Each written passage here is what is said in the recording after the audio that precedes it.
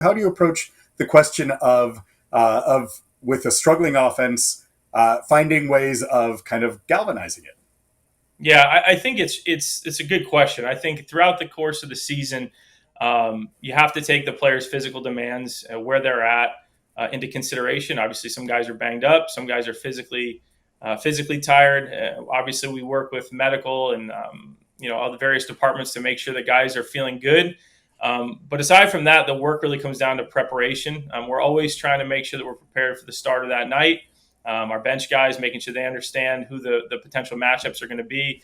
And then we're constantly training. I'm trying to make sure that guys are honing in on obviously their strengths in preparation for that night, but also challenging their weaknesses to a degree to make sure that we're continuing to develop. That's been a priority of ours this year, something Alex and Craig have really harped on and made public. And I think it's something we've always taken pride in, but it's you talk about at a time where offense has been hard to come by. It's things we have to kind of double down on now. What that looks like on a given day, it really just comes down to the schedule and how much we're going to have these guys on our feet. Obviously, travel plays a role too. But really, it just comes down to making sure we're in a position to attack the opponent that night. You come out of the All-Star break and, the offense, is rolling. Unfortunately, the pitching had struggled. But the offense was second in baseball in terms of runs scored going into that series against the Arizona Diamondbacks. Since then, over the last couple of weeks, as we started off the interview with, it's been close to the bottom of the league. What stood out to you about the offensive struggles, really starting with the series against the Diamondbacks? Yeah, I think first it goes without saying. I mean, they have a good club, right? And I think their starting pitching, they executed really well. I felt like they didn't give us a whole lot to hit over the middle of the plate, which makes our job really challenging. And I think, coming off of the All-Star break, I mean, really for us, it's been the same mentality. I mean, we talked about 9-on-1 in spring training, passing the baton, the importance of going pitch to pitch. I know that, for me, those are things that are always in play. But I think they did a good job, credit to their pitching staff, of limiting action for us. I think one of the things that I've noticed from our guys too is just trying to be as good as we can early in count with our swing decisions. I think teams this time of year, especially when you're playing teams trying to get into the postseason specifically, they're attacking your weakness from pitch one. It's something that we've seen throughout the last few series. So you really have the margin for mistakes is really small. So for us, it's about making sure the game plan is tight. And then working again to try and combat that as best we can. But in a time of the year where you're facing really good teams that are trying to get into the postseason or trying to solidify where they're going to be in the postseason, it's really about that margin for error. So I think for us, the one thing is we've been a team that's been able to get on base. I mean, we've slugged throughout the year, a lot of double slug. We've been top 10 in homers for the majority of the year. But we're a team that has the ability to get on base. And I think for me, obviously when we're punching out a little bit more, that doesn't help our opportunity for that. And I think for me, it doesn't really help the opportunity to create big innings. But I think it's really just putting ourselves in position to get on base as best we can. You mentioned the strikeouts there, right? And there's been a run of a lot of big strikeout games, right? Double digit strikeouts. I see you almost wincing, right? Like those have to be, as a hitting coach, you care about putting the ball in play. You care about making solid contact. There's obviously been some slug, even there's been a little bit of risk reward with regards to the offensive approach. But when you look at the strikeout rate, third highest in Major League Baseball, you guys are striking out at a 25% rate.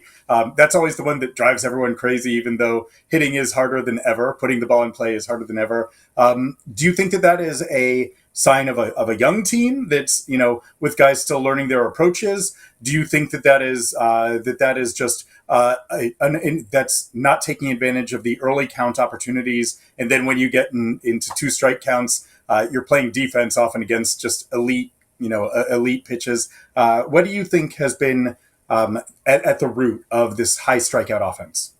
Yeah, I think you said it. I mean, for me, strikeouts, obviously there's no production that you can generate from a ball not put in play, right? So striking out for me is, it's not something that we like. We obviously understand where we're at in that regard, and it's something we've battled all season, even when we've been very productive. There's been times where we scored a bunch of runs, just, we've also punched out. I think for me, it's a combination of all things, really. I mean, like you said, you look at league wide OPS. Pitching is really good, right? They're throwing their best stuff from pitch one. They're looking for punch outs. They're hunting for swing and miss. Pitch design has created this atmosphere where missing barrels is extremely valuable, and everybody's chasing it. So I think if you have holes within your game or there is miss within your game, I think that gets exposed. I think the thing that I try and focus on is how you get to two strikes.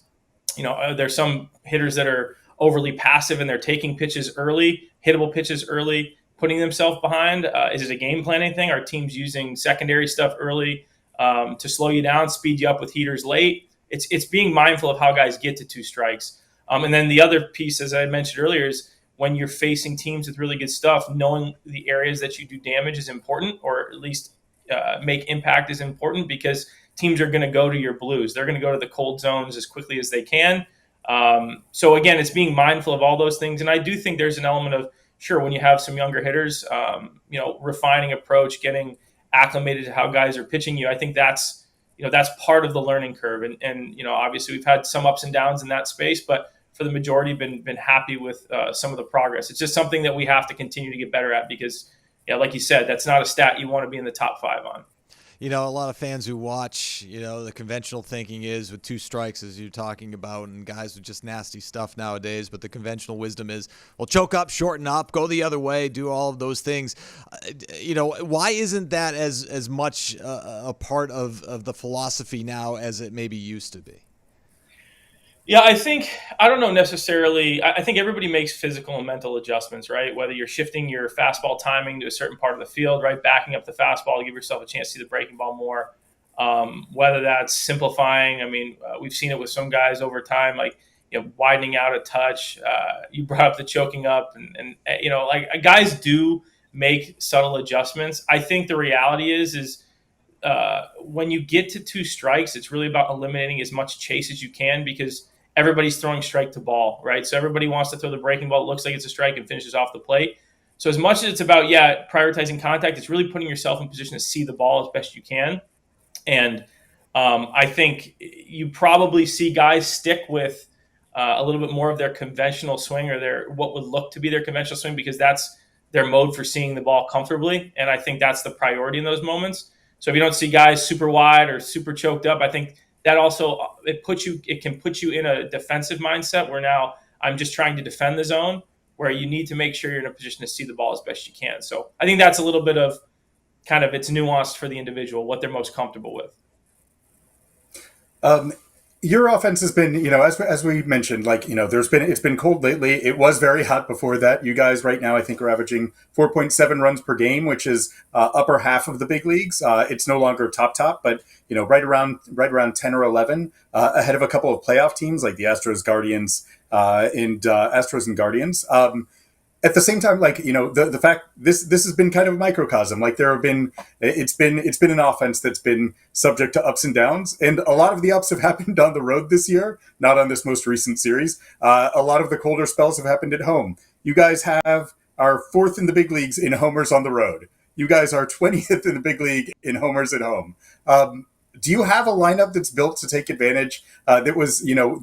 Where the players are ideally suited for a Fenway fast break offense? Yeah, I think we're capable of it. I think one of the things that we try and harp on is, obviously we want to hit homers are great, right? But I think for us, it's always about using the whole field. Fenway Park, especially with our lefties, like the ability to use the wall is important. Obviously right field, 420 in the corner. You have that 380 marker deep right. There's been a heck of a lot of balls that have been hit really hard that are outs in those parts of the ballpark. I also think too, I don't know. I think for us, practicing using the wall has been an important thing. You see Jaron take advantage of it a lot. Rafi's done a great job going backside, using the wall as best we can. A lot of our lefties, it's been a priority conversation for us, just as much as, yes, we want to make sure we're doing damage to the pull side in the air. That's definitely a part of a productive offense, but making sure we use the whole field is important also too. So that might play into a little bit, but I think in general, we're trying to use Fenway Park to our advantage. That goes both sides, lefties and righties.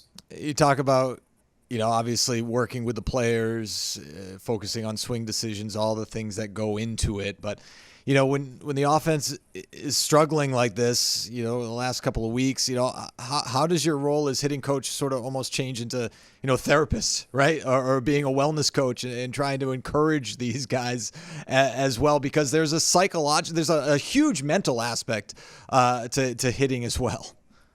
Yeah, I think the first thing, and this goes without saying, right, on the offensive side of the ball, I mean, it's all reactionary. It's purely reactionary. You're not the one that's dictating what's being thrown necessarily. And I think that you have to empower guys to control what they can control, right? When you're going good and you're seeing the ball well and you're in attack mode, or you're on go, as we'll say, you're trying to control that moment as best you can.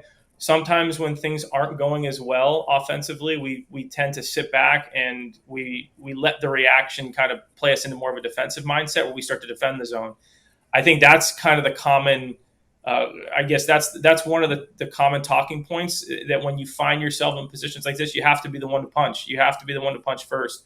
I think of the game we faced Corbin Burns. What was that? Maybe 2 weeks ago on the road, and we kind of came out with a game plan to take away the cutter, and we went after him, forced him to his secondary. We got a bunch of mistakes. We drove up his pitch count, run total hits, and we took advantage of him. But I think sometimes when an offense is struggling, you have to remind them that we are on go. We are the ones that are dictating the action. At least shift the mindset back to that, as opposed to just sitting back and kind of just feeling like you're not necessarily hopeless, but you're in a position of reaction all the time.